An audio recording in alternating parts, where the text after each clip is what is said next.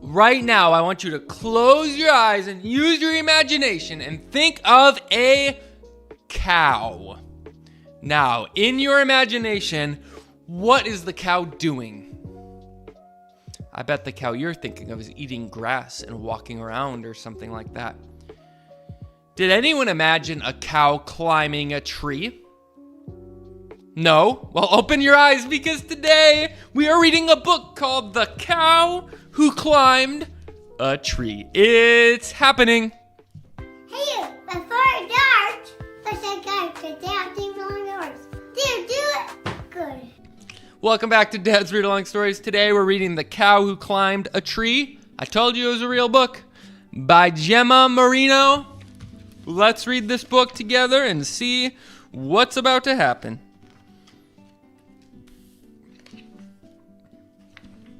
Tina was a very curious cow. She had a thirst for discovery. Me too.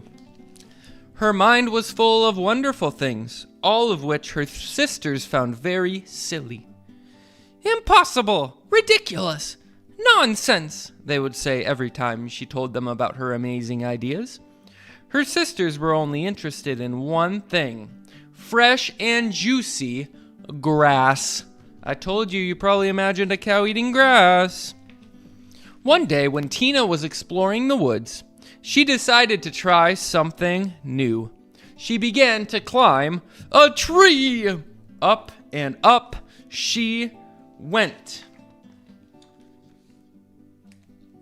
When she got to the top, Tina couldn't believe her eyes.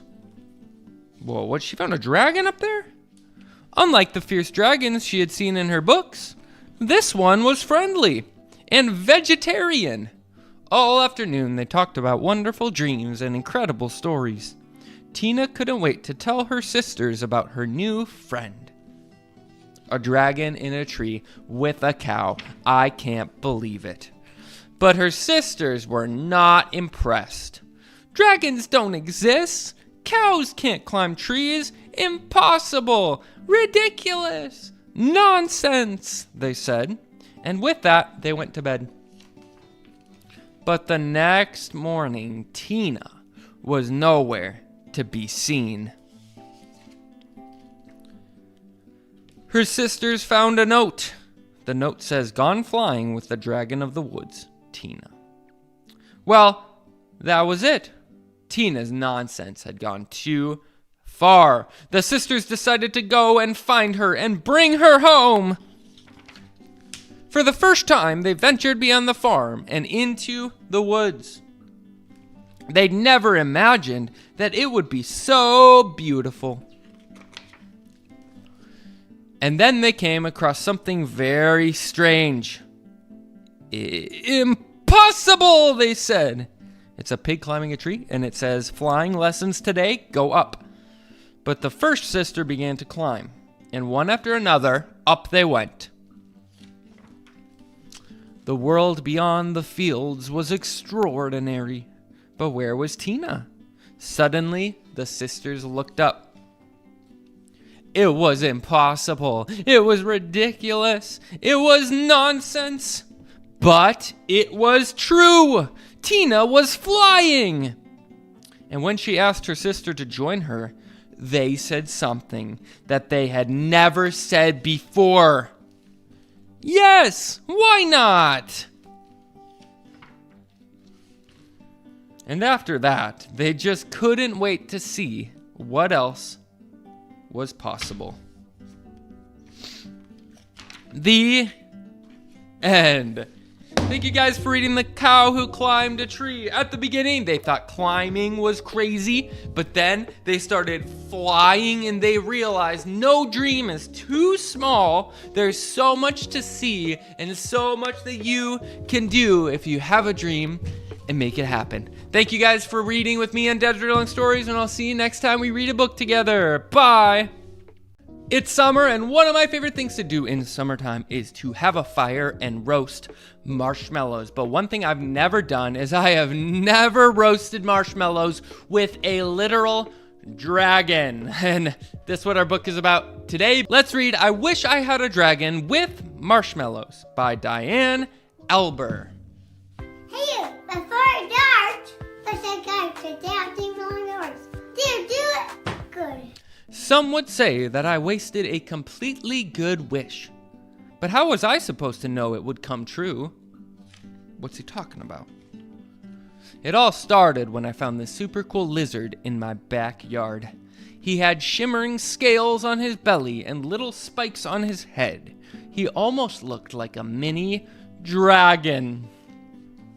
As the lizard and I played in the grass, my stomach started to growl. For some reason, I was really craving toasted marshmallows. You know, the ones you roast over a fire. Unfortunately, I had no marshmallows and no way to toast them. But I did have my little lizard friend. What if he could turn into a dragon and toast marshmallows for me? That's when I got the idea to say, I wish I had a dragon with marshmallows! Nothing happened, except the lizard jumped out of my hand and ran away. Ugh! I didn't have marshmallows or a dragon, and now I didn't have a lizard friend either. I was so bummed. But who was I kidding? Dragons don't just appear out of thin air. As I walked back to the house, there was a rustling sound behind me. I turned around and saw... What's he gonna see? 3, 2, 1, boom! A dragon with marshmallows! His wish came true. I couldn't believe it. I was so excited. But as I got closer to the dragon, I noticed his big frown. Why was he so sad? I didn't remember wishing for a sad dragon. I thought maybe toasting a marshmallow could cheer him up, so I tried to show him what to do. Then I take a step back while Dragon took a deep breath, but there was no fire, not even a teeny tiny spark. If I was a dragon and I couldn't breathe fire, I would be sad too. I knew I needed to help this dragon feel better.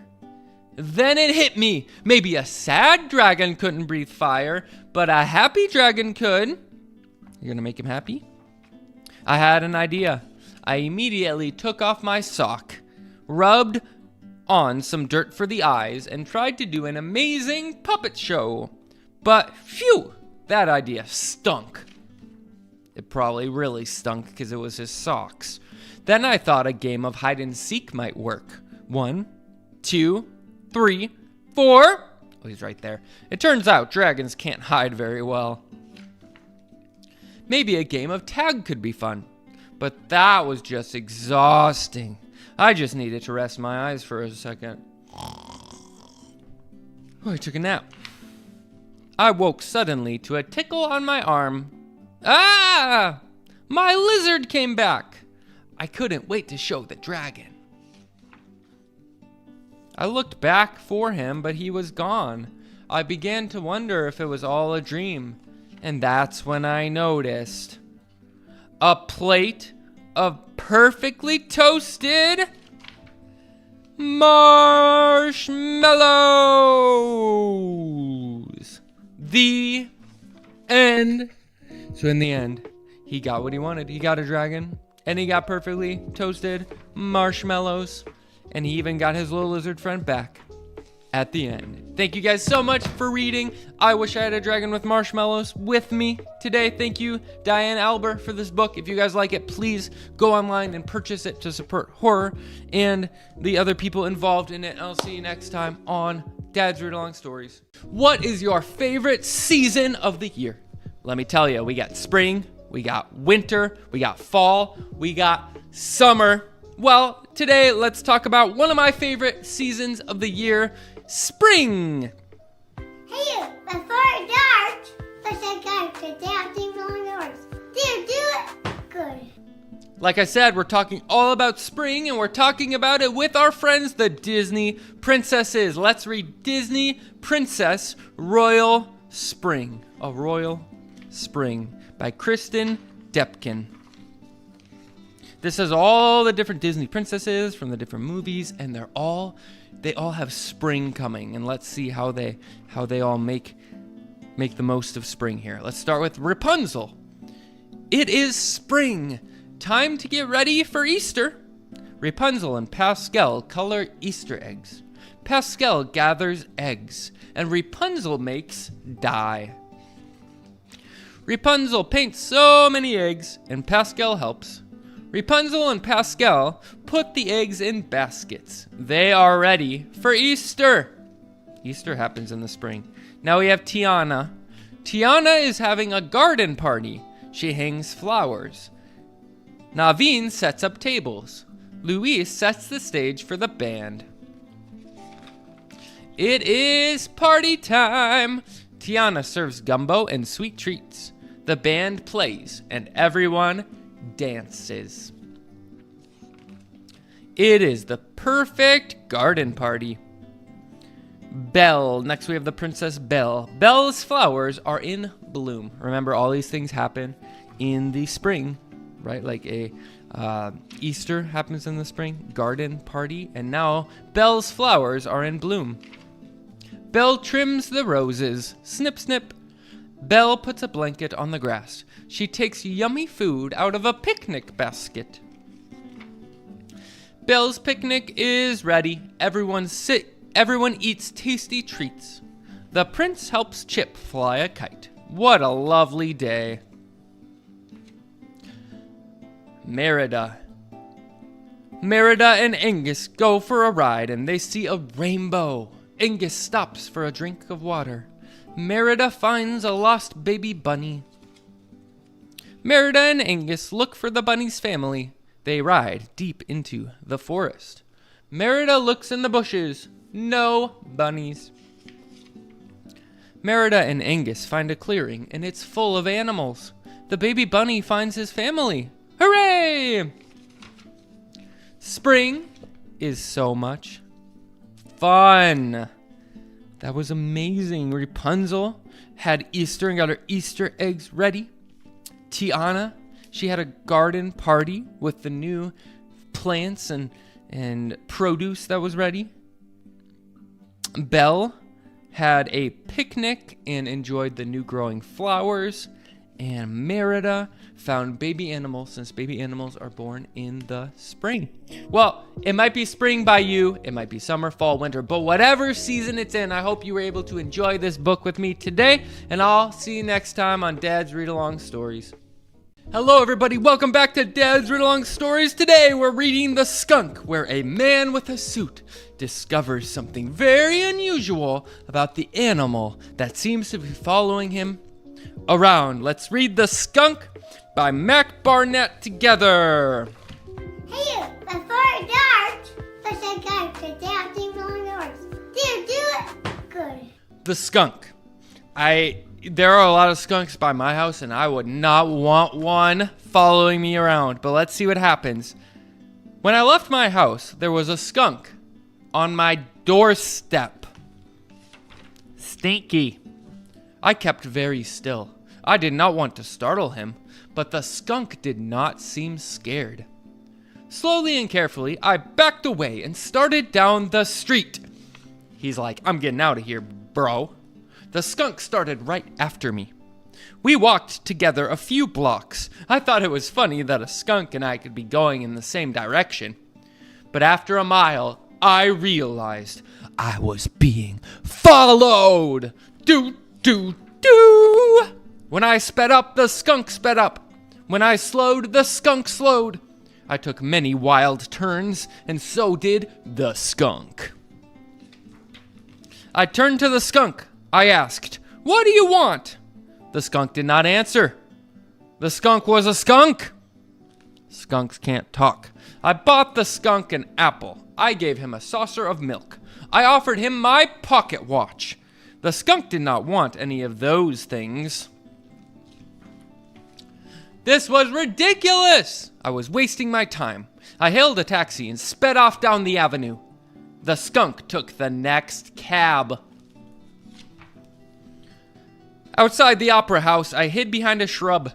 The skunk did not see me crouching there. Success! I bounced up the steps and took my seat. I was relieved to find myself between a lady and a gray old officer. But then, of course, skunks can't buy tickets to the opera. The curtain rose and I smiled. In the middle of the first solo, the skunk came trotting down the aisle. He climbed up the woman's gown and took a seat on her head. She did not notice. She was wrapped. "Excuse me, madam," I said, "but there seems to be a skunk on your head." "Hush," said the lady. "This is my favorite part. So strange and so sad." I had to escape. I excused myself and hurried out the fire exit. The skunk pursued me across the city. He followed me through the sculpture garden and the cemetery. I could not get away. I ran to the carnival and bought a ticket to the Ferris wheel. The skunk boarded the gondola after mine. We rode around in great circles. He was not getting any nearer, but he was not getting any farther away. I'll admit that I began to panic. I ran past the wharf and turned down an alley. It was a dead end. The skunk walked towards me. "Go away, skunk!" I shouted, but the skunk came closer and closer. I lifted a manhole and climbed down into the sewers. Whoa. I hurried underneath the streets. Many times I paused to catch my breath, but never for long. I had to go on. When I came up, I was in a different part of the city. So I found a new house, I bought new things, and on my first night, when I opened my bedroom door, guess who was waiting there for me? Do you think it's a skunk? Let's see. 1, 2, 3. Nobody! Oh, he got what he wanted. I threw myself a party. I cooked a large dinner, and people brought me gifts. And after dessert, during the dancing, I thought about the skunk. What was he doing? Was he looking for me? Was he back in his burrow? Was he following someone else? I left the party to find my skunk. What? I thought he didn't want to find the skunk. He was not in the alley.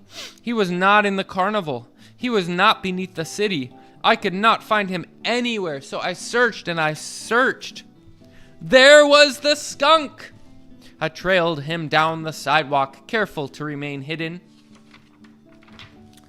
I think I will keep an eye on him and make sure he does not follow me again.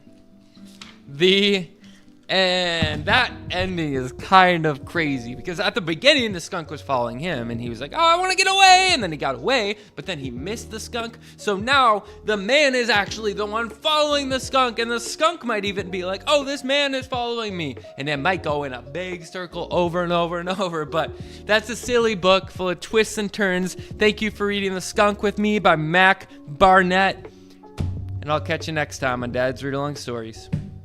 I have a question for you. Why did the snail cross the road? What do you think? No idea. Well, you're about to find out, because today on Dad's Read Along Stories, we're reading Snail Crossing by Corey R. Tabor.